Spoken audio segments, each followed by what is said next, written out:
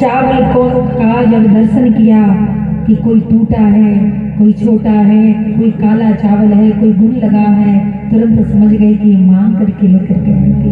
भगवान ने एक मुट्ठी चावल भर लिया और एक मुट्ठी चावल कच्चा ही पान करने लगे और एक मुट्ठी चावल के बदले में महाराज स्वर्ग दान कर दिया कि पहली मुट्ठी लेते ही प्रभु ने स्वर्ग सुदामा के नाम किया है।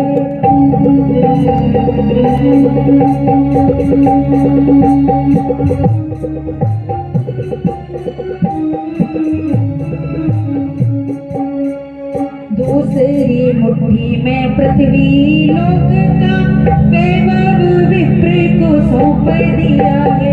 तीसरी मुट्ठी में देने लगे वैकुंठ तो रुक्मण ने रोक दिया है। अपना निवास भी दान में देना, कैसा ये दानी मेरा पिया है। अपना निवास भी दान में देना, कैसा ये दानी मेरा पिया है। बोलिए दीनबंधु भगवान की। पहली मुट्ठी में स्वर्ग दिया, दूसरी में पृथ्वी लोक दे दिया, तीसरे मुट्ठी में जो वैकुंठ देने लगे रुक्मणी जी ने हाथ रोक लिया। प्यारे 56 करोड़ है और सब कुछ दे करके खुद सुदामा होना है। रुक्मणी जी कहने लगे ब्राह्मण के घर के प्रसाद ये हमें नहीं दोगे क्या। सत्यभामा कहने लगी कच्चे चावल है, पेट में दर्द होगा। इस प्रकार भगवान ने सुंदर सुदामा जी को मनी मन सब कुछ दे दिया। महाराज पता ही नहीं चला। रात्रि में पूछा कहो एक बार आश्रम में जब लकड़ी बीनने के लिए गए तो कैसी ठंड पड़ी थी, कैसे दांत कटकटाए। कृष्ण सुदामा के बचपन की बात है। गाते हो ना मतलब, गाते हो कि नहीं।